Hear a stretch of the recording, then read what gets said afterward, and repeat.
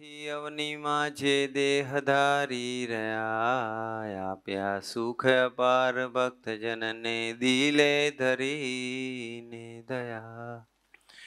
કીધા ચારુ ચરિત્ર ગાન કરવા જેને કરુણા કરી, વંદુ મંગલ મૂર્તિ ઉરધરી સર્વોપરી શ્રી હરિ.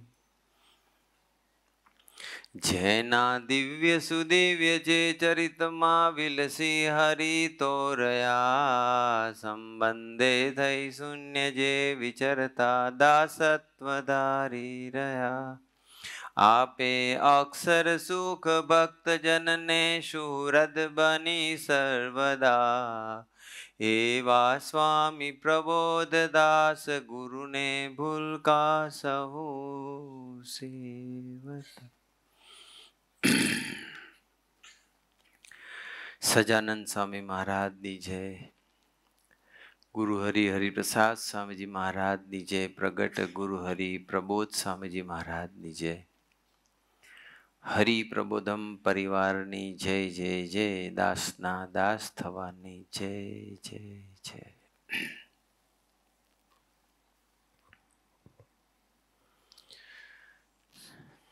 ચાર દિવસ, ચોથો દિવસ છે આજે પારાયણનો. વાણી આપણે ઉચ્ચારીએ, બોલીએ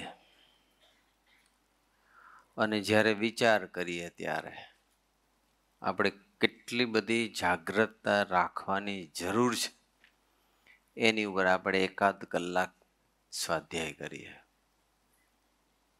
આપણે ઘણી વખત વિચાર્યા વગર શું પરિણામ આવશે એનું જાનપણું રાખ્યા વગર બોલી નાખીએ છીએ, અને પછી જે સંબંધો બગડે છે, બધા પ્રોબ્લેમ, મોટા ભાગના પ્રોબ્લેમ વિશ્વની અંદર અત્યારે વાણીના છે. આઇસોલેશન થાય, ડિવોર્સ થાય, સેપરેશન થાય, ઝઘડા થાય, યુદ્ધ થાય, વોર થાય, બધું વાણીની છે. વાણીના એટલા બધા ખરાબ પરિણામ આવે છે, એનું કારણ અજાગ્રતતાથી બોલાઈ જાય છે આપણાથી.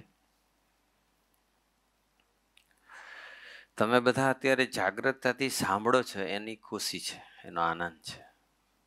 અને તમે જાગ્રત થઈને સાંભળો છો, એ છેલ્લા 2 દિવસથી હું જોઉં છું.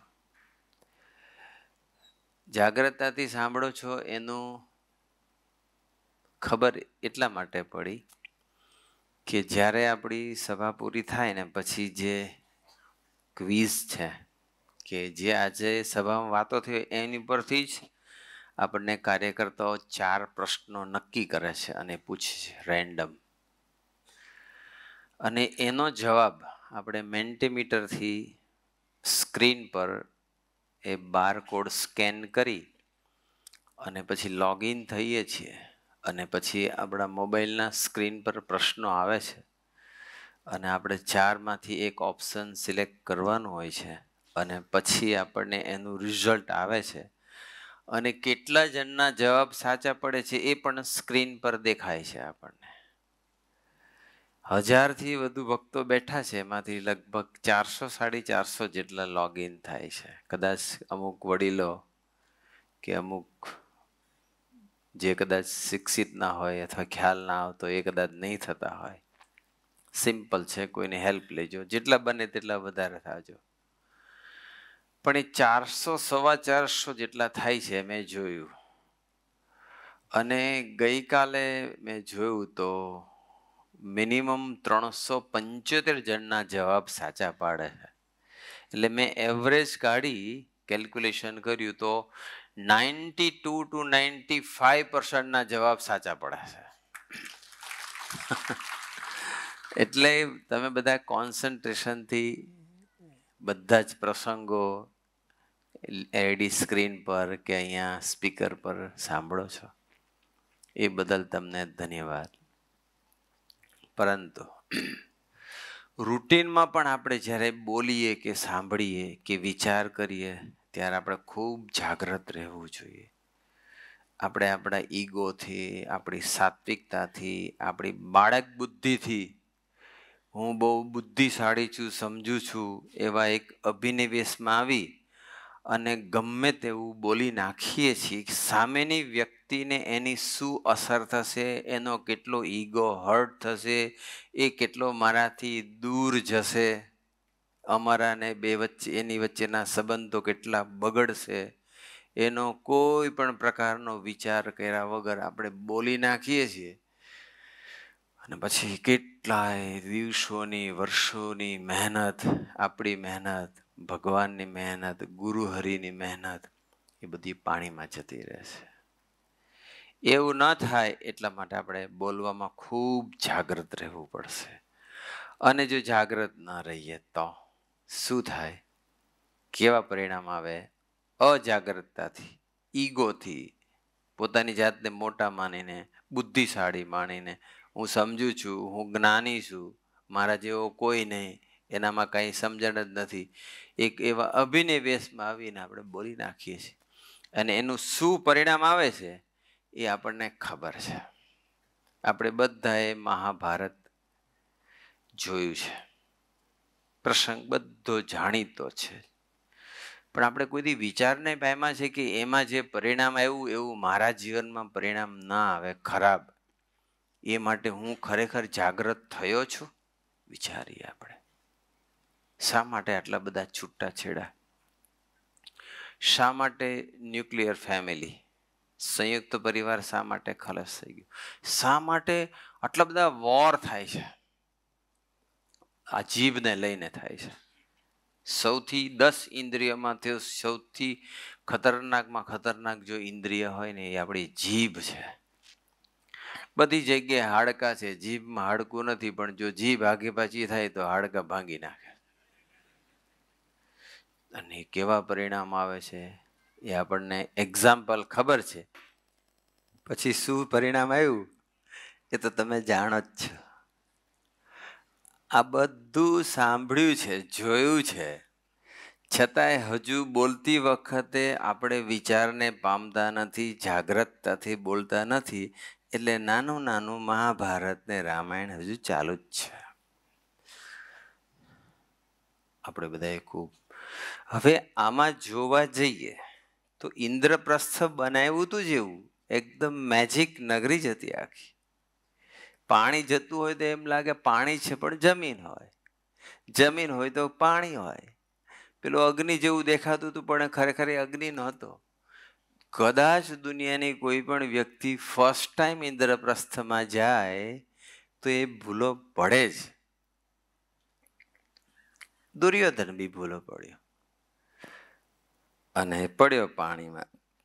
અને પછી જે હાસ્ય નીકળ્યું અને જે સ્ટેટમેન્ટ નીકળ્યું અને પછી જે દુર્યોધનનો ઈગો જે કક્ષાએ હર્ટ થયો છે અને પછી મહાભારત થયું. One of the reason Mahabharat. કેટલા યોદ્ધાઓ મરી ગયા, કેટલા ઘોડાઓ, કેટલા હાથી, કેટલા નિર્દોષ મરી ગયા હશે. વાણી તલવારના ઘા રૂજાય છે પણ વાણીના ઘા રૂજાતા નથી. બહુ બધાની એકદમ શાર્પ ધારદાર વાણી ઘણાને નીકળતી હોય છે. જાગ્રત રહેજો, સંબંધો ખૂબ બગડી જશે, ખરાબ પરિણામો ખૂબ આપણા સામે આવીને ઊભા રહેશે. જાગ્રતતાથી બોલવાનું બસ. દ્રૌપદી અંધે કા પુત્ર અંધા બોલ્યા અને જે પરિણામ આવ્યું એની સામે એવું બી છે કે એક સમયે દ્રૌપદી જે બોલે છે એનું કેવું સારું પરિણામ આવે છે એ બી આપણે નિહાળીએ. પાત્ર એક જ છે, શબ્દો જુદા જુદા છે એટલે રિઝલ્ટ જુદું જુદું આવે છે. કદાચ આગલું તો બધાએ સાંભળ્યો તો પ્રસંગ, પણ અત્યારે હવે જોયું કદાચ આઈ થિંક તમારામાંથી ભાગ્યે જ કોકને ખબર હશે. પાંડવોએ છે ને યજ્ઞ કરેલો અને એ યજ્ઞ કર્યા પછી એની અંદર પછી બધાને જમાડે, જેટલા આવ્યા હોય બધા બ્રાહ્મણો કે જે કંઈ આવ્યા હોય. એની અંદર દુર્વાસા ઋષિ પણ આવેલા હતા અને દુર્વાસા ઋષિ યજ્ઞમાં આવે અને પછી યમુનાજી ગયા હતા સ્નાન કરવા માટે, કે ત્યાં યમુનાજી ગયા હશે. યજ્ઞ પૂરો થઈ ગયો, બધાને જમાડ્યા. જમાડ્યા પછી પૂછવામાં આવ્યું કે કોઈ જમ્યા વગરનું બાકી રહી નથી ગયું ને? કારણ કે યજ્ઞમાં કોઈ પણ વ્યક્તિ ભૂખ્યો રહી જાય તો યજ્ઞ અધૂરો કહેવાય. એટલે કોઈ બાકી નથી ને? એટલે પછી બધાને પૂછ્યું. 5 ભાઈઓ હતા, યુધિષ્ઠિર, અર્જુન, સહદેવ, નકુલ, ભીમ, બધા. કીધું કે હજુ દુર્વાસા બાકી છે, યમુનાજી ગયા છે. એટલે પછી દુર્વાસાને બોલાવવા માટે ગયા 5 ભાઈઓ વારાફરતી યુધિષ્ઠિર ગયા. એટલે દુર્વાસાએ એવું કીધું કે યજ્ઞનું ફળ આપો તો હું જમું.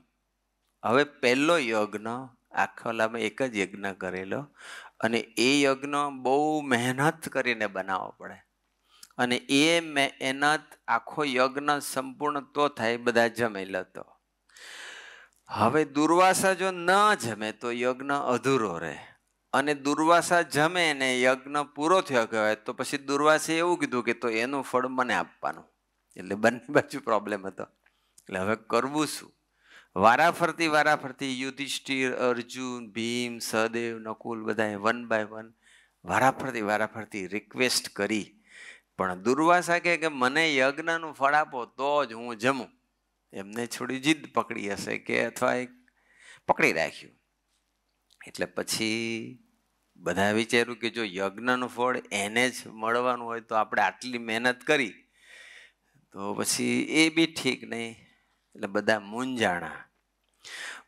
એટલે પછી છેવટે દ્રૌપદી કે લાવો કે હું તેડી આવું. કે દ્રૌપદી હવે પ્રોજેક્ટ હાથમાં એ લે છે, અને દ્રૌપદી પછી ને રથ જોડી દેશે, અને દ્રૌપદી પછી યમુનાજી જાય છે, જ્યાં દુર્વાસા મુનિ બેઠા હોય છે. હવે જો વાણીનું કેવું જાગ્રતતાથી, મીઠાશથી, મહિમાથી, પ્રેમથી બોલાયેલી વાણીનું કેટલું સારું પરિણામ આવતું હોય છે. એટલે પછી દ્રૌપદીએ રથમાંથી ઉતર્યા, 100 ડગલા ચાલ્યા. ચાલીને પછી દુર્વાસા પાસે આવ્યા, અને દુર્વાસાને કહે છે કે તમે મહારાજ, હાથ જોડીને કહે છે કે મહારાજ તમે જમવા પધારો. દ્રૌપદી દુર્વાસાને કહે છે. એટલે દુર્વાસાએ પાછું કોમન આન્સર હતો એ પ્રમાણે યજ્ઞનું ફળ આપો તો આવું. આખા યજ્ઞનું ફળ દુર્વાસા મને આપો તો આવું. એટલે દ્રૌપદી એવું કીધું કે કેટલા યજ્ઞનું ફળ આપવું. જો વાણીનો પ્રભાવ કેવો છે. તો કેટલા યજ્ઞનું ફળ આપવું? ત્યારે દુર્વાસા મુનિ કે તમે કેટલા યજ્ઞ કર્યા? યજ્ઞ તો પહેલો જ હતો, અને છતાંય પૂછ્યું તમને કેટલા યજ્ઞનું ફળ આપવું? તો દુર્વાસા કે તમે યજ્ઞ કેટલા કર્યા? તો કે દ્રૌપદી કે તમે મોટા પુરુષ ખરા કે નહીં? મોટા સંત, મોટા ઋષિ મુનિ તો તમે ખરા કે નહીં? દુર્વાસા કે હા, એ તો હું ખરો જ. તો કે હું 100 ડગલા મેં ભર્યા, તો તમે 100 ડગલાનું મને આપો અને 1 ડગલાનું લઈ લો. આવું કીધું. 100 ડગલાનું ફળ મને આપો અને 1 ડગલાનું લઈ લો. એટલે એવો મહિમાથી કીધું કે તમને હું 100 ડગલા ભરીને તમારી પાસે આવું છું, તો મને તમ જેવા મોટા સંત, મહાપુરુષ, મોટા ઋષિ મુનિ, એના દર્શનથી મને 100 યજ્ઞનું ફળ મળે છે, તો એમાંથી 100માંથી તમે 1 લઈ લો. ત્યારે દુર્વાસા એટલા બધા રાજી થયા, અને એને એમ વિચાર આવ્યો કે દ્રૌપદીને મારો આટલો બધો મહિમા છે, મને આટલા બધા મોટા ગણે છે, 1 ડગલું કોઈ માંડે ને 1 યજ્ઞનું ફળ મળે એવું સમજે છે. દુર્વાસાએ કોઈ પણ અનકન્ડિશનલી કહી દીધું, રાજી થઈને કે મારે કાંઈ જોતું નથી, હું આવું છું જમવા, ચાલો. અને દુર્વાસા જમવા આવ્યા, અને યજ્ઞ પૂરો થઈ ગયો. એક બાજુ અંધે કા પુત્ર અંધા, એક બાજુ કે 100 ડગલા ભર્યા, 100નું તમે મને આપો, 1નું હું તમને આપું. પાત્ર બંને સેમ, વાણી જુદી. એક વાણી કોક અભિનિવેશથી બોલાઈ ગઈ છે કે આટલો બી ભાન નથી પડતી કે આવી રીતે હરખી રીતે જોઈને ચાલવું જોઈએ. અને એક બાજુ આટલો મહિમા સમજીને એ બોલી કે એવું કેટલું ડિફરન્ટ રિઝલ્ટ છે, રાઈટ? તો આપણે બધાએ કેટલું બધું જાગ્રતતાથી શા માટે મહિમા ન સમજીએ બીજાનો, શા માટે બીજાને મોટા ન કહીએ, પણ આપણું સાત્વિક ઈગો એવું છે કે એને હું છે કઈ રીતે મોટો કહું, મને ખબર છે કેવો છે, કઈ વાંધો નહીં બોલો અને પરિણામની રાહ જુઓ.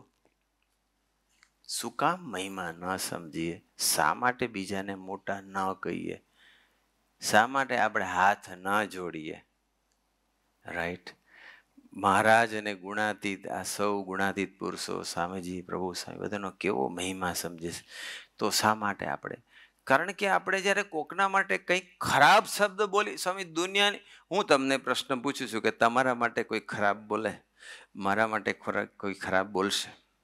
કદાચ સાચું હશે. એટલે યોગીજી મહારાજ કહેતા કે સત્ય, પ્રિય અને હિતકર બોલવું. સમટાઈમ સત્ય હોય પણ પ્રિય ન હોય તો નહીં ગમે. સાચું છે તો બી એક્સેપ્ટ નહીં કરે. સાત્વિક માણસો સત્ય બોલશે પણ પ્રિય નહીં બોલી શકે. કદાચ સત્ય બી હશે અને હિતકર બી હશે, પ્રિય નહીં હોય તો? અમુક લોકોને આ બહુ જ પ્રોબ્લેમ છે. એ સત્ય બોલે છે, ખોટું નથી બોલતા, અહિત નથી ઈચ્છતા, એવા માણસોની સંખ્યા ખૂબ મોટી છે, પણ અનફોર્ચ્યુનેટલી પ્રિય નથી બોલી શકતા, મીઠાશથી નથી બોલી શકતા. આ જેટલા અહીંયા કાર્યકર્તાઓ હશે, અંબરીશો કે યુવકો કાર્યકર્તાઓ, યુવકોની ગોવાડી કરે છે, અંબરીશોની ગોવાડી કરે છે, હરિભક્તોની ગોવાડી કરે છે. એ જો એ પોતે સારા માટે જ કરે છે, એને પોતાનો કોઈ સ્વાર્થ નથી. યુવકોની ગોવાડી કરે છે, અંબરીશની ગોવાડી કરે છે, હરિભક્તની ગોવાડી કરે છે, એના રૂડા માટે જ કરે છે.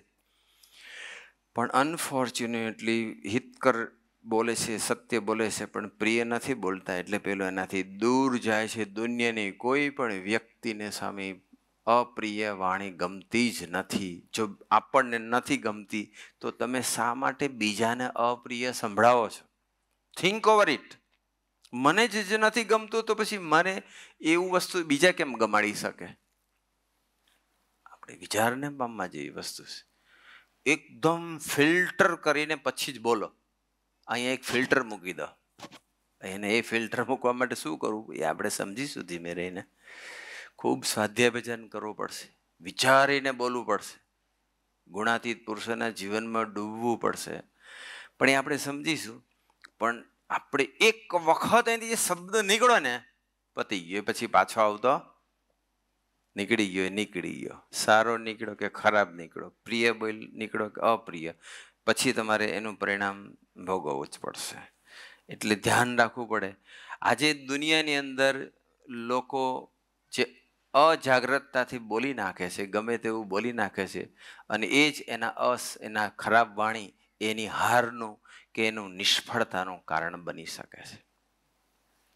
એક પ્રસંગ તમને કહું કે યુકેની ધરતી પર 2010 હશે લગભગ, અને તે વખતે રૂલિંગ પાર્ટી લેબર હતી. ત્યાં મુખ્ય બે પાર્ટી છે, જેમ આપણે કોંગ્રેસ ભાજપ મુખ્ય બે કહેવાય, એમ ત્યાં લેબર અને કન્ઝર્વેટિવ પાર્ટી છે. તે વખતે લેબર હતી, અત્યારે લેબર છે, ત્યારે પણ લેબર હતી. વચ્ચેનો પછી સમય કન્ઝર્વેટિવ આવી ગઈ. તો એ લેબર પાર્ટીના લીડર તરીકે, તેના પ્રાઇમ મિનિસ્ટર તરીકે ગોર્ડન બ્રાઉન હતા. અને ઇલેક્શન આવ્યું એટલે એનો બધો ચૂંટણીનો પ્રચાર પ્રસાર કરતા હશે. અને ત્યાં રેડિયો ઉપર બધા, તે સમયે બધા રેડિયો સાંભળતા હોય, અને રેડિયો પર બધી સ્પીચ બધું સાંભળતા હોય બધાની. એમાં જે તમે જોઈ શકો છો કે ગોર્ડન બ્રાઉન જે આગળ દેખાય છે, એ ગોર્ડન બ્રાઉન એ સ્પીચ આપતા હતા અને બધી વાત કરતા હતા. અને એને જે પ્લાન એવું હોય કે હું ભાઈ પ્રાઇમ મિનિસ્ટર બનીશ તો હું દેશ માટે આવું કરીશ, જેમ બધા જ બોલતા હોય છે એમ બોલતા. અને જે કંઈ લોકો હોય એના ક્વેશ્ચન જે પૂછે એના જવાબ આપે. એને અહીંયા કોલર માઇક્રોફોન લગાડેલું હતું, અને રેડિયો ઉપર યુકેના લાખો લોકો સાંભળતા હશે. સહેજ પણ ભૂલ થઈ જાય છે વાણીમાં તો કેવું પરિણામ ભોગવવું પડે છે. અને પછી એક લેડી હતી, અને એ લેડી જ પ્રશ્ન પૂછતી હતી, અને એની જ પાર્ટીની હતી, લેબરની જ હતી, જે તમે જોઈ શકો છો. તો એ પ્રશ્ન અમુક એવા વિચિત્ર પૂછતી હશે, અને એનો થોડોક નેચર એવો હતો કે આમ થોડોક જિદ્દી નેચર હતો, અને આમ કોઈ વસ્તુની પકડ હોય ને છોડે નહીં. પણ ગોર્ડન બ્રાઉન જ્યારે જવાબ આપતા ત્યારે બહુ એલર્ટ હતા કે ભાઈ આ તો હું જે બોલું છું એ તો આખું યુકે સાંભળી રહ્યું છે. એલર્ટ હતા. અત્યારે હું બોલું છું, મારી સામે મોર દેન 1000 હરિભક્તો બેઠા છે, એટલે હું અત્યારે એલર્ટ થઈને બોલી શકીશ. પણ નેચરલ જ્યારે હું બોલતો હોય સહજ અવસ્થામાં, ત્યારે હું એલર્ટ છું ખરો? આપણે જોવું પડે. પછી તો શું થઈ ગયું કે બધું પતી ગયું અને પછી એ ગાડીમાં બેઠા. અને ગાડીમાં બેઠા ને ત્યારે કોલર માઇક્રોફોન કાઢવાનું બાકી હતું અને એને ઓફ કરવાનું, મ્યુટ કરવાનું રહી ગયું હશે. અને પછી એની જ પાર્ટીનો એનો જે બીજો સાથી મિત્ર હશે એની સાથે પછી વાત કરવા લાગ્યા ગાડીમાં બેઠા. પછી એને એમ થઈ ગયું કે હવે તો રેડિયોનું પતી ગયું, ટોક શો પૂરો થઈ ગયો. એટલે પછી એને પેલી લેડીનો જે સ્વભાવ હતો એને થોડોક, એટલે ત્યારે તો એ ના બોલ્યા, પછી બોલ્યો કે સી ઇઝ એ બિગોટેડ વુમન, એવું બોલી ગયા. ગોર્ડન બ્રાઉન બિગોટેડ એટલે એમ એક નાનકડી ગાળ થઈ અને એમ કે હારી જિદ્દી છે, પોતે પકડ રાખે, છોડતી નથી, આમ તેમ. એના માટે એવો શબ્દ વપરાય. અને એ બોલ્યો અને એ બધાએ સાંભળ્યું લોકોએ, કારણ કે કોલર માઇક્રોફોન બંધ નહોતું થયું, ચાલુ રહી ગયું હતું. અને એ સાંભળ્યું અને એ દેશના લોકોએ વિચાર્યું કે આપણા દેશના લીડર જ જો આવું બોલતા હશે અને એને આપણે જો પ્રાઇમ મિનિસ્ટર બનાવીશું તો આપણું શું થશે. અને એવું કહેવાય છે કે ગોર્ડન બ્રાઉન એ ઇલેક્શન હારી ગયા એનું કારણ આ એક વર્ડ હતો, બિગોટેડ વુમન. એક શબ્દને લઈને હારનો કે નિષ્ફળતાનો સામનો કરવો પડ્યો. સવારથી ઉઠીએ છીએ ત્યારથી રાત્રે સૂઈએ ત્યાં સુધીમાં આપણે હજારો શબ્દ બોલી નાખીએ છીએ. આપણા ઘરના સભ્યો જોડે, કલીગ જોડે, બોસ જોડે, મિત્રો જોડે, સત્સંગી જોડે, લોકો જોડે, બધા જોડે બોલીએ છીએ. આપણે ખરેખર એલર્ટ છીએ કે હું જે બોલું છું એ પ્રોપર છે, એનું સારું પરિણામ આવશે, ભગવાન રાજી થશે, મારા આત્માનું હિત થશે, બીજાનું હિત થશે, એવું આપણે ખરેખર વિચારીએ છીએ? નથી વિચારતા. અને એને લઈને પછી આપણે ખૂબ ખરાબ પરિણામો ભોગવવા પડતા હોય છે. ખરાબ શબ્દો જો નીકળી જાય ને તો માણસને એ અક્ષરધામમાંથી પાડી બી દે, અને સારા શબ્દો નીકળે ને તો અક્ષરધામની પ્રાપ્તિ બી કરાવી દે. અયોગ્ય શબ્દ જો નીકળી ગયા, ભગવાનને ન ગમે એવા શબ્દો નીકળી ગયા. સ્વામીજી પ્રસંગ કહેતા હતા, બાપાનો ગોંડલમાં હતા ત્યારે એક હરિભક્તે, એક વડીલ મંદિરના ટ્રસ્ટી જેવા, અને એને બીજા એક હરિભગતથી ભૂલ થાય. Two air is human. ભૂલ તો બધાની થવાની છે. અહીં જે મૂર્તિ લગાડી છે ને, અહીંથી 6 મૂર્તિ, એમાં અત્યારે પ્રગટા એક છે. એનાથી ભૂલ ના થાય, બાકી મારાથી બી થાય અને તમારાથી બી થાય. બધાની ભૂલ થવાની છે. ભૂલ થાય, કોઈની ભૂલ આપણે બીજા ભૂલ ન કરે એવી એક્સપેક્ટેશન તો જ રાખી શકીએ. આપણે ગેરંટી આપી શકીએ કે હું જિંદગીમાં ક્યારેય ભૂલ નહીં કરું. તો કેન યુ ગેરંટી? નો. તો તમે તમારી જાતની ગેરંટી નથી આપી શકતા, તો બીજા ભૂલ ન કરે એવી અપેક્ષા શા માટે રાખો છો? શા માટે? જ્યારે વ્યક્તિ જે એંગલથી સારું વર્તી હોય તે એ જ એંગલથી બીજી વ્યક્તિ સારું નથી વર્તી, એટલે એને ખખડાઈ નાખીએ છીએ. પણ તું અહીંયા સારું વર્તી શકે છે, આ પ્રસંગે સારું વર્તી શકે, પણ બીજા ઘણા પ્રસંગો એવા છે કે ત્યાં તમે બહુ લોચા મારો છો. ત્યારે શું? હું જ્યાં સારું વર્તું ત્યાં બીજા સારા વર્તવા જોઈએ, હું જ્યાં ખરાબ વર્તું ત્યાં બીજા ખરાબ વર્તવા, વાંધે નહીં. કેટલું બધું અન્યાય કહેવાય. હું જ્યાં સુધી પરફેક્ટ ના થઉં ત્યાં સુધી બીજા પાસે પરફેક્શનની અપેક્ષા ન રાખી શકું. રાઈટ? એ હરિભક્તને પેલા વડીલે પછી ખખડાવ્યા, એવા ખખડાવ્યા, બરાબર ભૂલ થઈ, ખખડાઈ નાખ્યા. આપણે બી આવું કરી નાખીએ છીએ, આપણા ઘરના સભ્યોને ખખડાઈ નાખીએ છીએ. તમે કોઈને બી ખખડાવો એટલે સામે એનામાં ઈગો પડેલો હોય, ઓછા વત્તા અંશે હર્ટ થાય છે. અને એ હર્ટ ઈગો હર્ટ થાય એટલે તમારા બે વચ્ચેના સંબંધોમાં ખારાશ અને ખટાશ આવવાની છે, ડિસ્ટન્સ વધવાનું છે, આત્મીયતા તૂટવાની છે. તમને એમ લાગે કે મારે એને જરૂર હતી એટલે મેં કહી દીધું, પણ વોટ અબાઉટ યોર રિલેશનશીપ? તમારાથી દૂર જશે. તમે ભલે એને ભૂલ કરી જ છે અને તમે સારા માટે જ એને કીધું છે, છતાં પણ તમારા સંબંધો, કદાચ એ બોલશે નહીં, સહન કરશે, સ્વીકારશે, બધું કરશે, જે કરશે તે, પણ સંબંધો બગડે એનું શું? અને એ સંબંધને બાંધતા બાંધતા કેટલો ટાઈમ જતો રહે. કોઈ દિવસ એવું વિચાર્યું છે આપણે? યોગીજી મહારાજ ત્યાં હતા ને યોગીજી મહારાજ પછી એને કીધું કે ગુરુ, કે આપણે ધણી નહીં થવાનું, બસ સાસી મહારાજને એકને ધણી રાખવા, આપણે ધણી થવું નહીં. યોગી મહારાજની તો વાણી કેટલી મીઠી હતી. કહી તો દીધું પેલા હરિભગત વડીલને. પછી તો થોડી વાર પછી બાપા ગયા અને પછી સ્વામીજી કે સ્વામીજી પ્રભુદાસભાઈ તરીકે યુવકમાં, અને સ્વામીજીનો આમ હાથ પકડી અને આમ દાદર ચડતા ચડતા યોગીજી મહારાજ એક લીટી બોલ્યા. પેલા ભગતને તો ન કીધું, પણ સ્વામીજી કે બાપાએ મને કીધું અને એવું બોલ્યા કે આવીને આવી જો વાણી રાખશે ને તો શાસ્ત્રીજી મહારાજ અક્ષરધામમાં પેસવા નહીં દે. અક્ષરધામમાંથી પાડી નાખશે વાણી આપણી, જો અયોગ્ય વાણી નીકળી, અજાગ્રતતાથી નીકળી વાણી. આમાંથી કોણ ગેરંટી આપી શકશે? વાત ઊંચો કરવા નથી કહેતો, કે જેની વાણી ખરેખર સંપૂર્ણ પ્રભુ માન્ય, જેની વાણીમાં વિવેક, મીઠાશ, વિનમ્રતા, દાસત્વ, પ્રેમ જેની વાણીમાં રહેતો હોય, એક ધારો એવા કેટલા. નથી લાગતું કે આ પારાયણ મારા માટે અને તમારા સૌ માટે, આપણા સૌ માટે ખૂબ જરૂરી છે? નથી લાગતું કે કથા વાર્તા નિરંતર જોઈએ? નથી લાગતું કે સત્સંગનો જોગ નિરંતર જોઈએ? અઠવાડિયે એક વખત સભા ભરી અને સંતોષ અનુભવશો તો રિઝલ્ટ જોઈએ એટલું સ્પીડથી નહીં આવે. અઠવાડિયે સભા ભરજો, પણ રોજે રોજ કથા વાર્તા અને રોજે રોજ ભજન કરવું પડશે.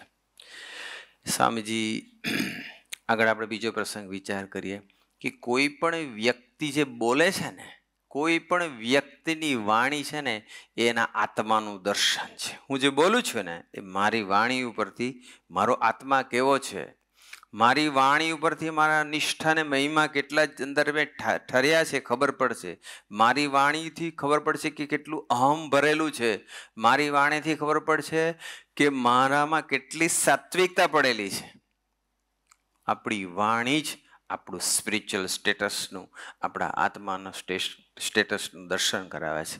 આપણી વાણી ઉપરથી ખબર પડે કે મારો ભગવાન સાથેનો સંબંધ કેટલો છે. મારી વાણી ઉપરથી જ ખબર પડે કે મારામાં કેટલું દાસત્વ ઠરેલું છે.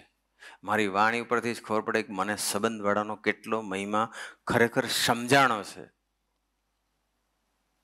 આપણી વાણી એ આપણું દર્શન છે, બસ આપણા આત્માનું દર્શન છે. સ્વામીજી કે અમે બધા યુવકો છે ને સારંગપુર 10 કિલોમીટર ચાલતા ચાલતા પછી અમે સારંગપુર પહોંચ્યા અને થોડુંક મોડું થઈ ગયું. જે સમયે અમને યોગીજી મહારાજે આવવાનું કહ્યું હતું એનામાંથી અમે મોડા પહોંચ્યા. બધા યુવકો ગ્રુપમાં હતા, બધા યુવકો મોડા પહોંચ્યા.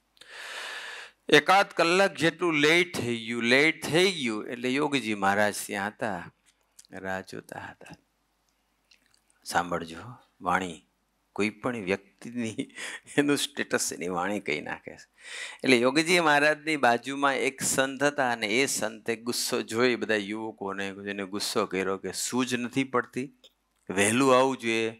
યોગીજી મહારાજ ક્યારના રાહ જોવે છે, તમને કીધું તો હતું સમયસર આવજો, શા માટે મોડા, ભાન નથી પડતી, એમ કરીને ખખડાવા લાગ્યા. અને યોગીજી મહારાજે પછી એમને જોયા એટલે યોગીજી મહારાજ કીધું, ઓ ગુરુ આવી ગયા, હું કેદુનો રાહ જોતો હતો. બસ કેટલો ફરક પડી ગયો. એક જણના ફેસ ઉપર હાસ્ય, પ્રેમ, મીઠાશ ને મહિમા છે અને એકની વાણીમાં નરી અપેક્ષા છે, કર્કશતા છે, કડવાશ છે, ફરિયાદ છે. કેટલું જાગ્રત રહેવું પડશે આપણે બધા. બંને પ્રસંગ સેમ છે, પરંતુ વાણીમાં ડિફરન્સ છે. તો એ વાણીમાં ડિફરન્સ પડ્યો એ બંનેના આત્માનું લેવલ, આત્માનું દર્શન અલગ અલગ છે એ ખબર પડી જાય છે. આપણે બધાએ ખૂબ જાગ્રત રાખવાનું. આપણી વાણી એ આપણા આત્માનું દર્શન છે. એટલે આપણી વાણી ઉપરથી જ ખબર પડશે. તો એનો અર્થ એમ કે આપણે બહુ બધો અહમ કાઢવાનો છે, બહુ બધી સાત્વિકતા કાઢવાની છે, બહુ સ્વાધ્યાય ભજન કરવાની જરૂર છે, બહુ સંત સમાગમની જરૂર છે. ખબર પડી જશે તમારી વાણી ઉપરથી. ઘણા લોકો તો વાણી જેમ જેમ બોલે તેમ તેમ એનું ડિસ્ટન્સ ભગવાન સાથેનું સંબંધ એનો તૂટતો જાય છે. અને કોક એવા બી હોય છે કે જેમ જેમ બોલે ને તેમ તેમ એનો ભગવાન સાથેનો સંબંધ વધતો જતો હોય છે. એવા બી પાત્રો હોય, પણ એવા બહુ ઓછા હોય. આપણે બધા એવી વાણી કરવી છે. બસ યોગીજી મહારાજે બી સત્ય, પ્રિય અને હિતકર બોલવું. બસ અપ્રિય વાણી, અસત્ય વાણી, અહિતકર વાણી નહીં બોલવાની. વાણી આપણું આત્માનું દર્શન છે. એક વખત પ્રભુ સ્વામીજી, એક યુવક રોજ બપોરે પ્રભુ સ્વામી, પછી 3-4 વર્ષ પહેલાનો પ્રસંગ છે, તો વાંચે બપોરે સ્વામીની વાતો કે વચનામૃત રોજ વાંચતા હોય નિત્યક્રમ પ્રમાણે. બપોરે વાંચે, સાંજે વાંચે. સાંજે ગોષ્ઠી કરે, બપોરે રૂમમાં 2-4-5 યુવકો સંતો જે આવ્યા હોય એની સાથે વાંચે. એટલે પ્રસંગ બહુ સામાન્ય છે. એ યુવકે એવું કીધું, ચાલો પ્રભુ સાહેબ આપણે ચોપડી વાંચી લઈએ. કે પ્રભુ સાહેબ કે ચોપડી નહીં બોલવાનું, ધાર્મિક પુસ્તક બોલવાનું. ચોપડી કઈ શબ્દ ખરાબ નથી, પણ છતાં પણ એ બહીમાં જો છે પ્રબોધ સ્વામીને, તો આપણી વાણી છે એ આપણા આત્માનું દર્શન છે. બસ એટલે આપણે બધાએ ખૂબ જાગ્રત રહેવાનું છે. આપણે બધાને ખબર છે કે જો વાણી સારી જેની નીકળે છે, મીઠાશવાળી વાણી નીકળે છે, એ લોકો ધાર્યું કામ કરી શકે છે, ધાર્યું રિઝલ્ટ મળે છે, ધારી સફળતા મળે છે. અરે સમટાઈમ્સ એ ભયંકર દોષિત હોય, ગુનેગાર હોય, તો પણ નિર્દોષ પુરવાર થઈ જાય છે. વાણીનો પ્રભાવ છે. આપણે તો બોલતા બોલી નાખીએ છીએ, પણ એની અસર, સારી વાણી આપણું ભૂંડું પ્રારબ્ધ હોય ને બદલી નાખે. રાજા જયસિંહ હતો અને ઔરંગઝેબના હાથમાં આવ્યો. ઔરંગઝેબ કેવો હતો એ તો બધાને ખ્યાલ છે. બહુ ક્રૂર એ મુગલ બાદશાહ થઈ ગયો. એને બહુ જ ક્રૂરતા કરી હતી. ઔરંગઝેબ માટે તો બધા જાણે છે. પણ એ રાજા એના હાથમાં આવી ગયો અને હવે એને દંડ હતો, દેહાત, તો મારી નાખે બધાને. બહુ ક્રૂર હતો. સંભાજી મહારાજનો પ્રસંગ આપણને ખબર છે. તો એ રાજાને પકડ્યો અને પછી ઔરંગઝેબે કહી દીધું કે હવે બોલ, તારે કંઈ કેવું છે? હવે એને દેહાત દંડ, મારી નાખવાનો હતો. બોલ, હવે તારે કંઈ છેલ્લે કશું કેવું છે? હવે તું શું કરીશ? તું પકડાઈ ગયો છે, તારે કંઈ કેવું છે? બોલ. છેલ્લે પૂછ્યું. પછી એને મારી નાખવાનો હતો. એને માથું કાપી નાખવાનું, કે જે બી કરી રીતે મારવો હશે મારી નાખવાના હતા. ત્યારે હવે ફિક્સ જ હતું, પકડાઈ ગયો છે, છટકે એમ હતો નહીં. મૃત્યુ એને થોડીક જ મિનિટો દૂર છે. તે વાણી કેવું કામ કરે છે સાંભળજો. ત્યારે પેલા રાજા જયસિંહ હતા, એને કીધું કે શહેનશાહ, જે શબ્દ વાપર્યા છે ઔરંગઝેબ માટે. પછી એને એવું કીધું કે જો, કે જવાબ કેવો આપે છે એ, કે જ્યારે કે પતિ લગ્ન કરે, પતિને પત્નીને, પતિ જ્યારે પત્નીનો હાથ પકડે છે ને, ત્યારે આખી જિંદગી એને સાચવે છે. આખી જિંદગી. એટલે ઔરંગઝેબ સાંભળે છે ને કે શું કહેવા માંગે. પતિ પત્નીનો હાથ પકડે છે, આખી જિંદગી એને સાચવે છે. તો જ્યારે તો આજે મને આ દેશના શહેનશાહે મારો હાથ પકડ્યો, પછી તો મારે ક્યાં કોઈ ચિંતા કરવાની રહી છે. અને ઔરંગઝેબ એટલો ખુશ થઈ ગયો, એટલો ખુશ થઈ ગયો કે પતિ પત્નીનો હાથ પકડે ને પતિ એને નિભાવે છે. ને આજે મને શહેનશાહ કીધો અને મારો આટલો મહિમા સમજે છે. ઔરંગઝેબને એટલું સારું લાગ્યું, એટલું સારું લાગ્યું. દેહાત દંડની જે સજા હતી એ માફ કરી દીધી, અને એનું જે રાજ્ય કે એની જે જગ્યા જમીન હતી જે પચાવી પાડી હતી એ પાછી આપી દીધી, અને ઉપરાંત બીજી અમુક રાજ્યો ગિફ્ટમાં આપી દીધા. કે જા, કે આ વાણીનો પ્રભાવ છે. બસ કેટલું સામાન્ય વાક્ય કહેવાય, પણ એક મહિમાથી બોલ્યા, અથવા ઔરંગઝેબને એક પ્રશંસા કરી કે જે કર્યું તે. બાકી તો જો એ વાક્ય ના બોલ્યા હોત કે ના ના હવે તમારે જે કરવું હોય તે કરી લો, તો પછી પૂરું થઈ ગયું હોત. પણ મીઠા શબ્દો કાઢ્યા, મહિમાત્મક શબ્દો કાઢ્યા, તો જય સ્વામી નારાયણ ફાવી ગયો. પછી આગળ જે થયું હશે તે. પણ આપણે બધાએ આપણી વાણી સારી, વાણી જો એની વાણી મીઠી કાઢી, તો આમ લૌકિક રીતે એનું પ્રારબ્ધ એવું હતું કે મરવાનો હતો. અને વાણી મીઠી કાઢી તો શું થયું? પ્રારબ્ધ બદલાઈ ગયું ને. દેહાત દંડની જગ્યાએ એની તે એ તો માફ તો કર્યું, પણ એનું રાજ્ય તું એટલું તો પાછા ઉપરાંત બીજું આપ્યું. બોલો, મહેનત વગર જ શબ્દોથી કામ થઈ ગયું. એટલે આપણી વાણી છે ને એ આપણું પ્રારબ્ધ બદલી શકે. લંડનની અંદર એક વિકાસ કરીને યુવક છે, વર્ષો પહેલાની વાત છે, લંડનમાં જ છે અત્યારે એ બી. પણ એક વખત સાઉથ લંડનમાં સ્વામીજીનું વિચરણ હતું. ગુરુપ્રસાદ સ્વામીજી ત્યારે વિચરણ કરતા હતા અને પછી એ જોબ માટે ટ્રાય કરતા હતા, ઇન્ટરવ્યૂ બધા આપતા હતા. પછી ગુરુપ્રસાદ સ્વામીજીને પ્રાર્થના કરી કે સ્વામી આશીર્વાદ આપો, ઇન્ટરવ્યૂ આપ્યું છે તો પાસ થઈ જાય. સારી જોબ છે, સારા પેકેજવાળી જોબ છે, આ જોબ મળી જાય તો ઘણું સારું પડે, સેવામાં પણ નિમિત્ત બને, આમ તે બધું કીધું હશે. એટલે હવે આ જગ્યા સ્વામીજીએ સાંભળ્યું. સ્વામીજી છે ને આત્માને જોનારા પુરુષ છે. એ આપણા આત્માની યાત્રા કઈ રીતે પરમાત્મા તરફ ચાલે એ જ જોવે છે. પણ સ્વામીજીએ શું કીધું? સ્વામીએ વિકાસભાઈને એવું કીધું, એક નિયમ લઈ લેવાનો બસ.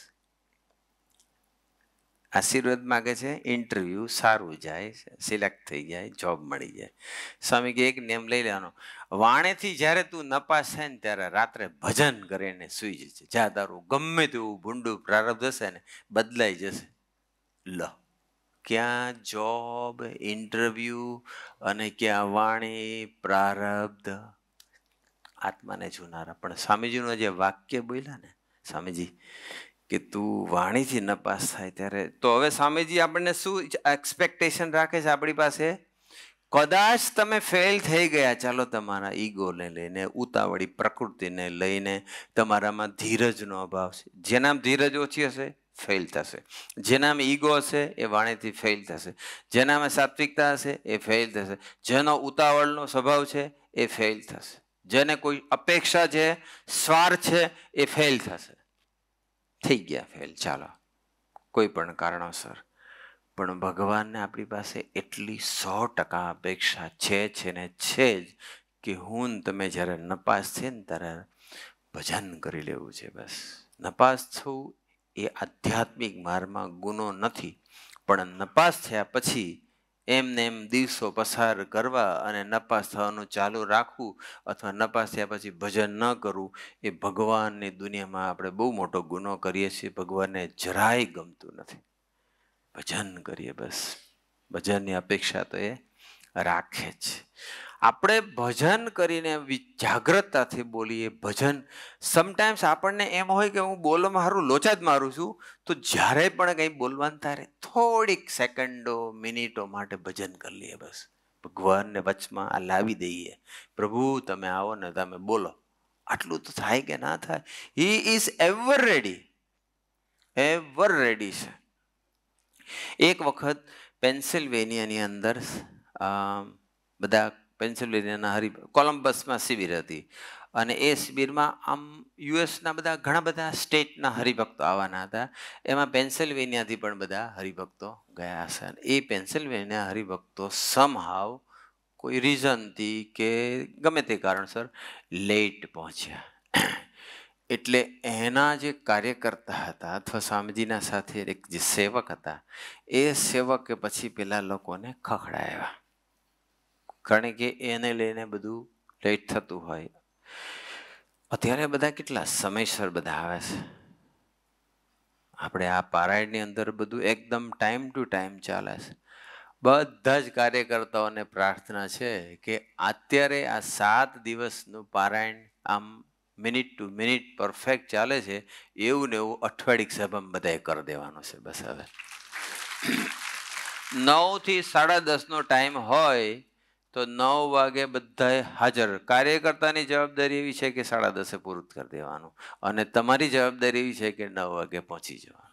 ભાઈ કાર્યકર્તા એમ કે બધા લેટ આવે છે ને એટલે લેટ થાય છે, અને તમે એમ પછી એવું કહો છો એ લોકો મોડું પૂરું કરે છે ને એટલે મોડામાં આવીએ છીએ. હવે કોણ સાચું ને કોણ ખોટું ભગવાન જાણે, કંઈ જ ખબર પડતી નથી.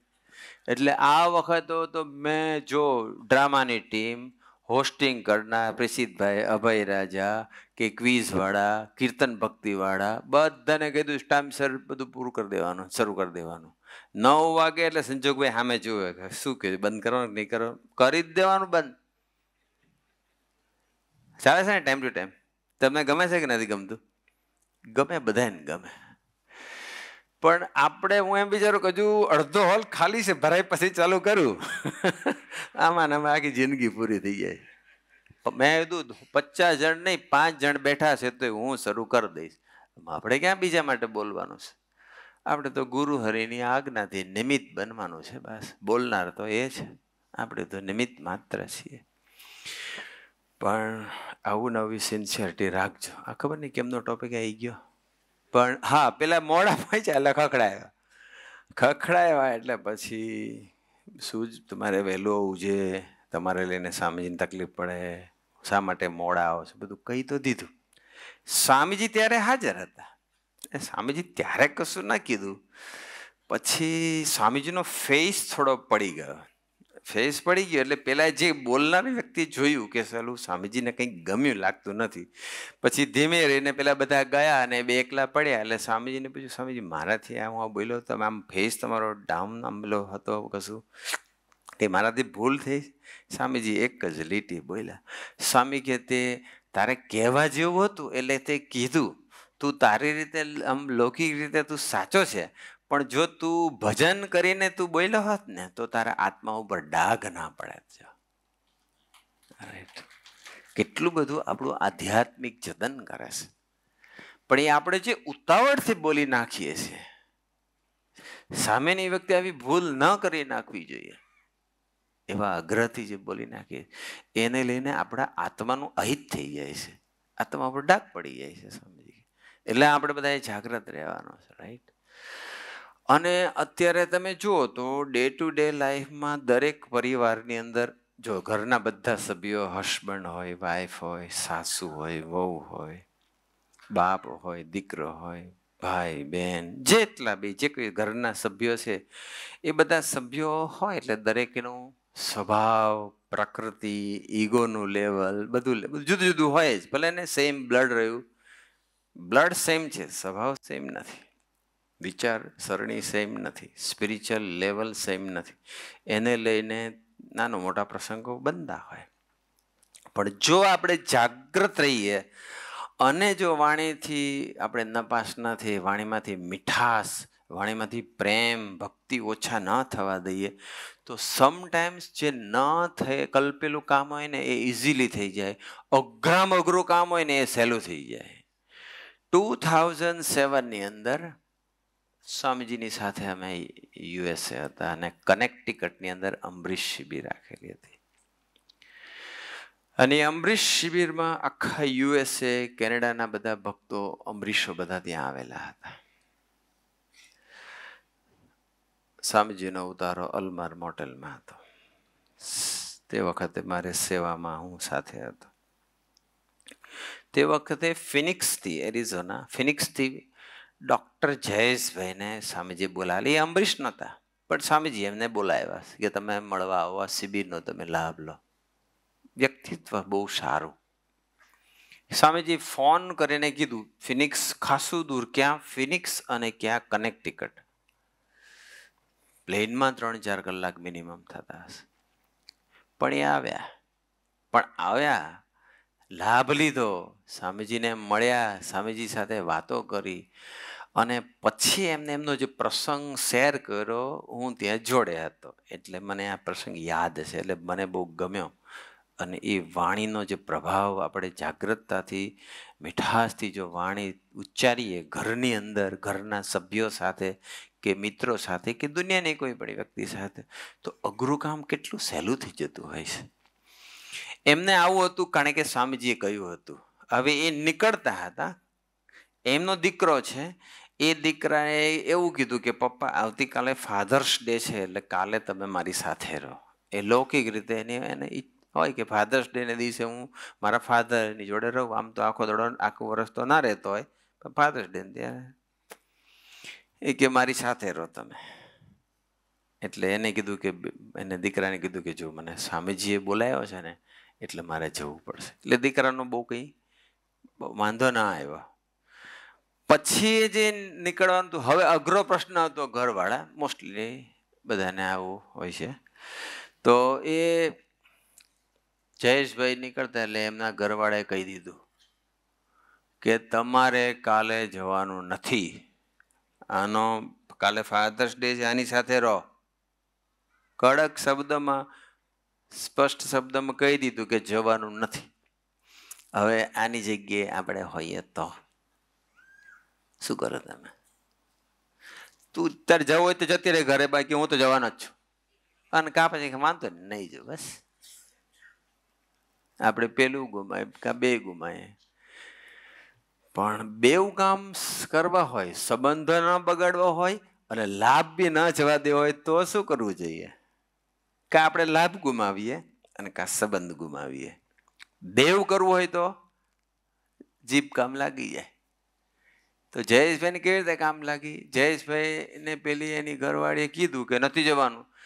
જયેશભાઈ કે વાંધો નહીં, તું કહેશે ને તો હું નહીં જાઉં, બસ રાજી. હવે એટલે પેલી તો શાંત પડી ગઈ, કારણ કે એનું ધાર્યું થયું. પછી કે એક પ્રશ્ન હું તને પૂછું?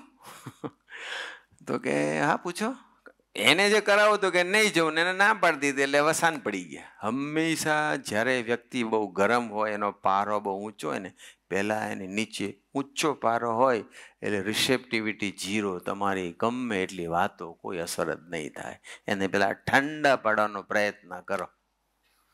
એટલે પેલા ઠંડા પાડવા માટે એને ઠંડા પાડવાનો એક જ રસ્તો છે કે હું નહીં જાઉં.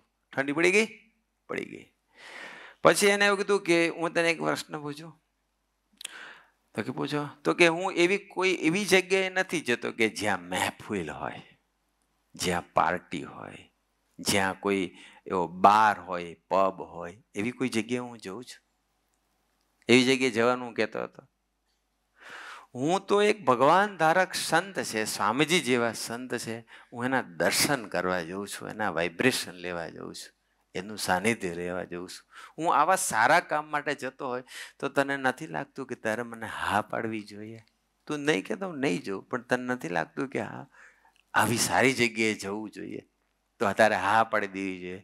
એટલે પેલીને વિચાર તો સારો આવ્યો કે આ કોઈ બીજે જાય છે કે આઘું પાછું કરે છે, બીજા કોઈ પ્રોગ્રામમાં જાય છે, પાર્ટીમાં, બારમાં, પબમાં, ક્લબમાં, મહેફિલમાં. એવું તો કોઈ જગ્યાએ નથી. સંત પાસે જાય છે અને સ્વામીજી પાસે જાય છે. ના ના વાંધો નહીં, તમે જાઓ જાઓ કે. એ કોઈ દિવસ જ્યારે જયેશભાઈ બહાર જાય ને ત્યારે કોઈ દિવસે મૂકવા જાય કે એવું નહીં, પણ એ વખતે એરપોર્ટ ડ્રોપ કરવા આવી અને બાઈ કીધું ને કે શાંતિથી લાભ લઈને આવજો, બસ આ વાણી. અને આ પ્રસંગ જયેશભાઈ સ્વામીજીને કહી રહ્યા હતા અને આઈ વોઝ ધેર. અને સ્વામીજી એટલા બધા રાજી થયા, એટલા બધા રાજી થયા. જ્યારે કોક માણીથી મીઠાશ રાખે અને જ્યારે એવી આત્મીયતાનું દર્શન થતું હોય ને ત્યારે સ્વામીજીને બહુ જ ગમે, બહુ જ ગમે. આપણે બધા જોઈ લઈએ. આપણે સત્સંગની અંદર હરિભક્તોની સાથે, આપણા પરિવારના સભ્યો સાથે, આપણા મિત્રો સાથે, આપણી ઓફિસમાં આપણા કલીગ સાથે, બોસ સાથે મીઠાશથી બોલી શકીએ છીએ ખરા? સાવ માટે તમે નથી બોલતા, શું વાંધો છે? સારું જ પરિણામ આવશે. થોડી ધીરજ રાખવી પડશે. ધીરજ રાખીને જયેશભાઈ આ કંઈ મેં જે વાત કરી કે 1-2 મિનિટમાં બોલ્યો, પણ એમને થોડોક 10-15 મિનિટ કદાચ ગઈ હશે, પણ એ 15 મિનિટની પેશન્સ, 15 મિનિટની માણીની મીઠાશ કેટલું અદ્ભુત કામ કરી ગઈ હશે. એટલા માટે આપણે બધું વિચારીને બોલવું, યોગ્ય બોલવું. બોલતી વખતે આપણે ખૂબ જાગ્રતતા રાખવી જોઈએ, ખૂબ. અને જે મહાન પુરુષો હોય ને, મોટા પુરુષો, આમ જેનો આત્મા બહુ બલિષ્ઠ હોય, જે મોટા સંત હોય, જે જાગ્રત હોય, જે સ્પિરિચ્યુઅલ હોય ખૂબ, એ લોકોની વાણી, એ લોકોને ગમે તેવા પ્રસંગો આવે એમના જીવનમાં, ગમે તેવી પરિસ્થિતિ આવે, એ લોકો ધીરજ અને વાણીની મીઠાશ ક્યારેય ગુમાવતા નથી. હંમેશા પોઝિટિવ જ થિંક કરતા હોય છે. હવે આપણે આવી રહ્યા છીએ વિચારો ઉપર. અત્યારે વાણીની વાત આવી, હવે 15 મિનિટ, 10-15 મિનિટ વિચારી લઈએ. વિચારો પણ આપણે કેવા કરવા જોઈએ. તો વિચારોની અંદર તમે કીધું કે મોટા પુરુષો, મહાન પુરુષો હોય ને એના જીવનમાં પ્રસંગો બધા, પણ એ થિંક પોઝિટિવ કરે. આપણે એ શીખવાનું છે. નરસિંહ મહેતા હતા, અને નરસિંહ મહેતાના આપણને ખબર છે કેવા એક કવિ હતા, સંત હતા, કૃષ્ણ પરમાત્માના પરમ ભક્ત હતા. નરસિંહ મહેતાનું તો નામ કોણે ના સાંભળ્યું હોય ગુજરાતની અંદર. એ નરસિંહ મહેતાના ધર્મપત્ની ધામમાં ગયા. એવું નહોતું કે માથા ભારે હતી કે નડતા હતા કે કશું, એવું કશું હતું નહીં. પરંતુ નરસિંહ મહેતાએ કોઈ ફરિયાદ ન કરી. નરસિંહ મહેતાએ શું વિચાર્યું? વિચારની વાત આવી રહી છે. નરસિંહ મહેતાએ એટલું વિચાર્યું, ભલું થયું ભાંગી જંજાળ, સુખે બસું શ્રી ગોપાલ. બોલી તો જોજો કરે. નરસિંહ મહેતા બોલ્યા, પણ પોઝિટિવ એમને થિંક કર્યું. સારા બી પ્રસંગો બને, ખરાબ બી બને, પણ બંનેમાં પોઝિટિવ વિચાર કરવાનો, પોઝિટિવ થિંક કરવાનું ને પોઝિટિવ બોલવાનું. નામદેવ હતા, તો નામદેવની જે પત્ની હતી ને બહુ કહ્યા કરી, બહુ શાણી હતી, બહુ ડાહી હતી, કોઓપરેટિવ હતી, સપોર્ટ કરતી હતી નામદેવને. ત્યારે નામદેવ ભગવાનને પ્રાર્થના એવી કરે કે હે પ્રભુ, તમે મને આટલી સારી પત્ની આપી છે. આવી પ્રાર્થના તમારામાંથી ભાગ્યે જ કોકને કરવાનું થશે. પણ તમે આટલી સારી, જો કે એવું નથી હો, હું તો ખાલી આનંદ કરું છું. અત્યારે તો બધું ઘણું વાતાવરણ સારું થતું જાય છે, પણ ભજન કરવા માટે થોડી વાર રાખે એવું કદાચ. પણ એવું બોલા કે હે પ્રભુ, તમે મને આટલી સરસ પત્ની કહ્યા કરી ડાહી આપી છે, એને લઈને હું સરસ સત્સંગ કરી શકું છું, ભજન કરી શકું છું. આવું તો કદાચ તમે કે હે ભગવાન, નામદેવ જેવું કરી આપજે, બસ આટલું મારું કામ કરી દેજે બસ.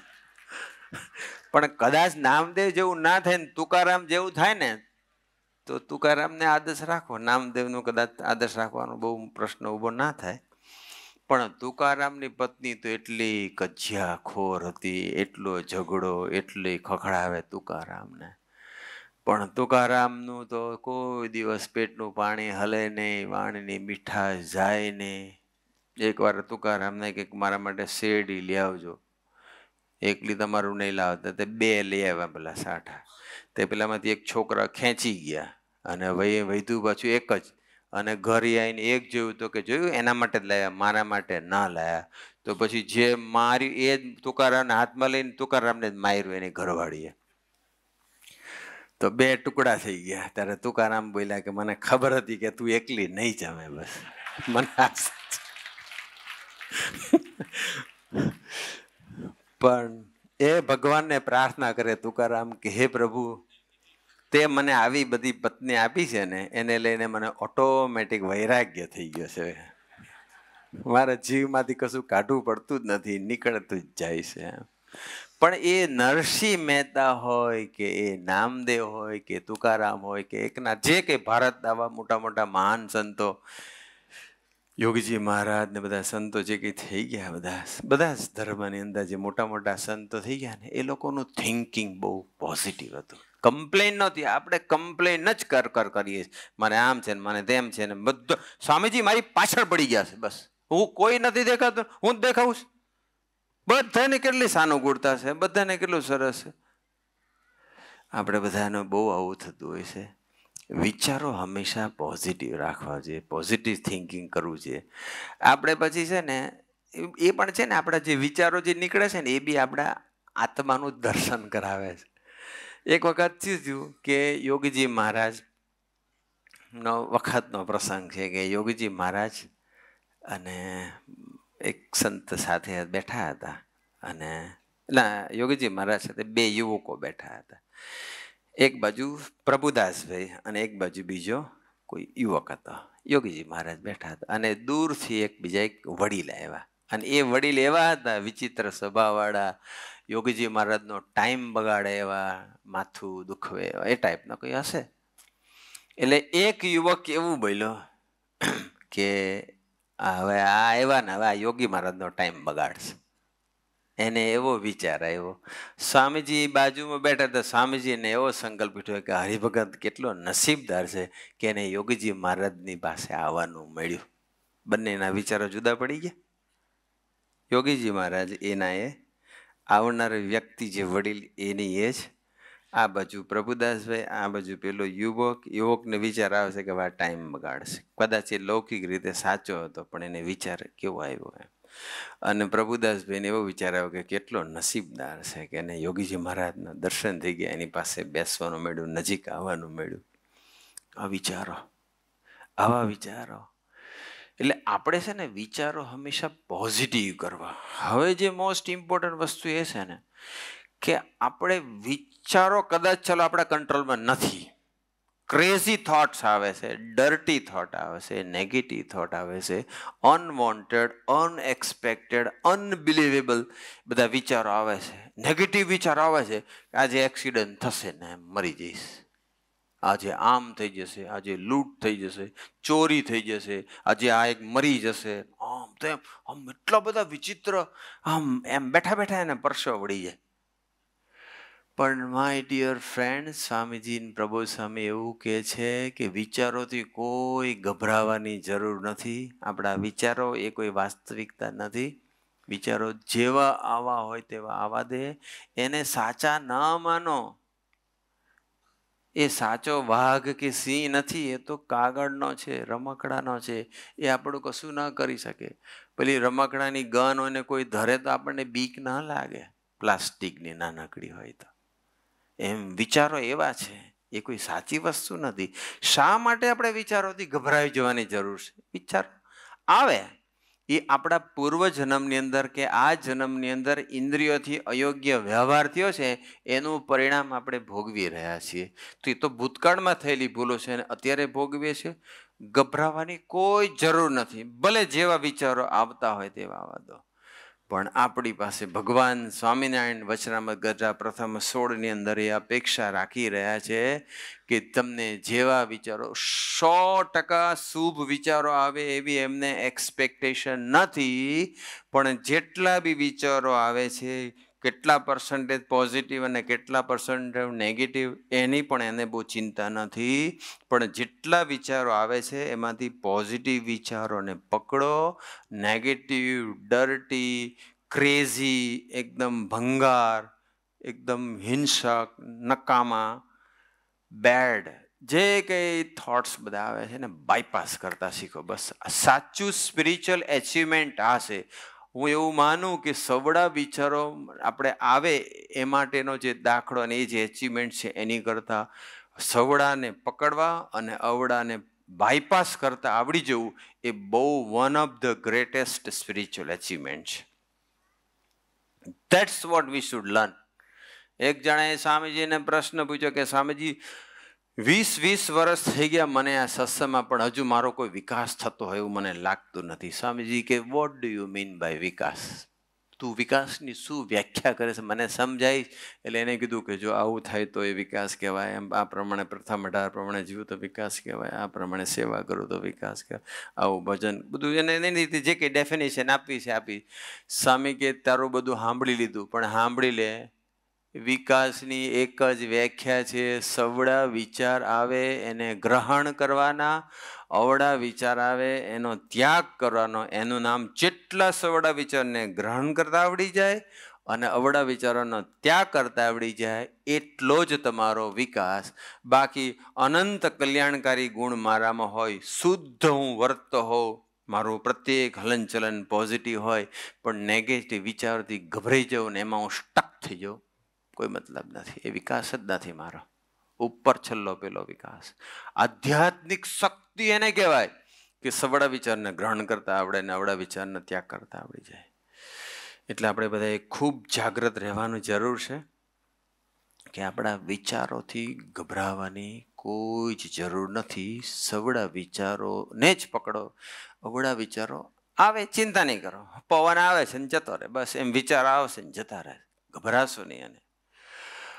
અને જેને નેગેટિવ વિચાર આવતા હોય ને એ લોકોએ આઈડલ નહીં રહેવાનું.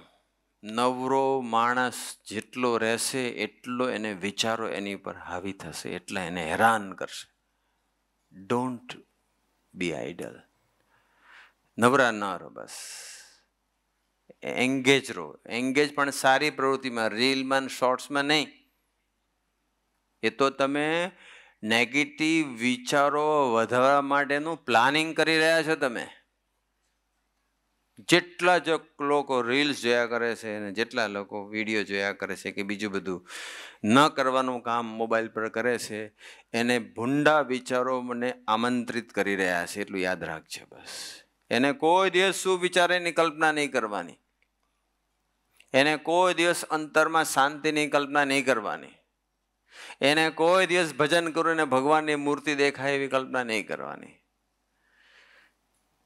ન કરવાનું, કારણ કે વિચારો છે ને એ આપણી ઇન્દ્રિયોના આહારનું પરિણામ છે. ઇન્દ્રિયોનો આહાર અશુદ્ધ હોય તો વિચારો ખરાબ આવવાના જ છે. એટલે આપણે બધાએ ખૂબ જાગૃત રહેવાનું છે. છેલ્લો એક પ્રસંગ, આપણે બધું જ બરાબર છે, વાણી બી સારી હોય, વિચાર બી કદાચ સારા હોય, પરંતુ વિચાર અને વાણી પછી વર્તન બી સારું. ખાલી કદાચ હું બોલી તો નાખું થોડો જાગ્રત એને, પણ જો વર્તન નહીં હોય તો, વાણી પ્રમાણેનું વર્તન નહીં હોય તો, હું આજે મોટી મોટી પારાયણમાં તમારી સામે બેસી જઉં છું ઉપર આવીને અને આમ કરવું જોઈએ ને તેમ કરવું જોઈએ ને જાગ્રત રહેવું જોઈએ, પછી મારામાં જાગ્રતતા ના હોય તો હું જે કથા થતી એ પ્રમાણે હું જ ન વર્તું તો. અત્યારે તો બધાને જ ગુણ આવે છે, ઘણા બધાને મેસેજ આવે છે ને કહે છે કે બહુ મજા આવી. આજે એક જણનો મેસેજ આવ્યો કે બસ અત્યાર સુધી તો મને એમ જ લાગતું હતું કે હું જાગ્રત છું, પણ આ પારાયણ સાંભળ્યા પછી એમ લાગે હું બહુ અજાગ્રત છું, મારે બહુ જાગ્રત રહેવાની જરૂર છે. બધા ઘણા ઘણાના ફીડબેક આવે, પરંતુ અત્યારે બધાને ગુણ આવે છે પારાયણનો, પણ જો એ જ પારાયણમાં બોલનાર વ્યક્તિનું જો વર્તન ના હોય તો શું થાય? જાજે ટાઈમ અસર નહીં રહે એની, વર્તન હશે તો અસર રહેશે. છેલ્લે પ્રસંગ કહીને મારી સેવા પૂરી કરી દઉં કે એક ગામ હતું અને એ ગામની અંદર એક ખેતરની અંદર એક બાવો આવ્યો અને બાવો ખેતરમાં રહે, ગામમાં જાય નહીં, શહેરમાં જાય નહીં, ખાવાની ડિમાન્ડ કરે નહીં, અને એ ખેતરનો જે માલિક છે એ જે કે રોટલા છાશ કે જે કંઈ શાક બધું આપે ખાય, કોઈ મેનુ નહીં, જે માગે થયું. એટલે પેલાને થયું કે આ ભાવ બધું કે ગામમાં તો કે મારે કહીશું, મારે કાંઈ જોવું નથી, મારે કંઈ જાણવું નથી, બસ મારે તો બસ ભગવાન ભજવાના, શાંતિથી જે મળે તે બસ મળે તો ઠીક નામ. એટલે પેલાને એટલો બધો ગુણ આવ્યો, એને ગામમાં લોકોને વાત કરી અને ગામમાંથી કરો, ગામમાં નથી આવતો, સીમમાં જ રહેશે, એને કોઈ ડિમાન્ડ નથી. એટલે એને લઈને બધાને થોડો ગુણ આવવા માંડ્યો, એટલે એની પ્રશંસા આખા ગામમાં થવા માંડી. તો એમ કરતા કરતા કરતા એના વખાણ છેક રાજા સુધી પહોંચી ગયા કે આવો એક બાવો આવ્યો છે અને ગામમાં જતો નથી, શહેરમાં જતો નથી, કોઈ જોવું સાંભળવું ખાવું પીવું કંઈ જ નહીં. એટલે રાજાને થયું કે તો મારે આવા મોટા સંતના દર્શન કરવા જવું પડશે. અને પછી રાજા તો સવારી સાથે નીકળ્યા એ ગામમાં, પેલે જે સીમમાં જેનું ઘર હતું બાવો રહેતો તે, અને એ વાજતે ગાજતે વાજિંત્રો સાથે નીકળ્યા અને એનો અવાજ તો છેક પછી સીમ સુધી પહોંચી ગયો. એટલે પેલા બાવાએ પેલાને ખેડૂતને પૂછ્યું શેનો અવાજ આવે છે? તો કે રાજા વાજિંત્રો સહિત આવી રહ્યા છે. તો કે કેમ અહીંયા આવે છે? તો કે તમારા વખાણ મેં ગામમાં કર્યા, આખા ગામમાં વખાણ થયા, એ વખાણ રાજા સુધી ગયા, એટલે રાજા તમને તમારા દર્શન કરવા આવે છે. તો બાવાને તું મારા દર્શન કરવા આવે છે? તો ઝાડ ઉપર ચડી ગયો, જોવા દેજો કેવી સવારી છે, આમ તેમ જોવે, એ ઝાડ ઉપર બેઠો બેઠો, અને જ્યાં દૂર વડના ઝાડ ઉપર આમ બેઠા બેઠો ચડીને જોતો હતો. અને પછી રાજાએ વજીરને પૂછ્યું કે આ પેલો ઝાડ ઉપર પેલો ચડ્યો છે કોણ છે? તો કે તમે જેના દર્શન કરવા જાઓ છો ને એ તમારા દર્શન કરવા ઝાડ ઉપર ચડ્યો છે. રાજા કે મારા દર્શન કરવા ઝાડ ઉપર ચડ્યો હોય એનામાં કાંઈ હોય નહીં, ચાલો પાછા મારો યુટર્ન. વાણી હશે પણ વર્તન નહીં હોય તો જાજો ગુણ રહેશે. મહારાજ અને સ્વામી અને ગુરુ હરિ સ્વામીજીને પ્રગટ ગુરુ હરિ પ્રભુ સ્વામી એના ગમતા પ્રમેયના વિચાર, વાણી અને વર્તન મારે ને તમારા જલ્દી કરી આપે અને એ માટેની ખૂબ ખૂબ જાગૃતતા આપે. એ જ પ્રાર્થના સજાનંદ સ્વામી મહારાજની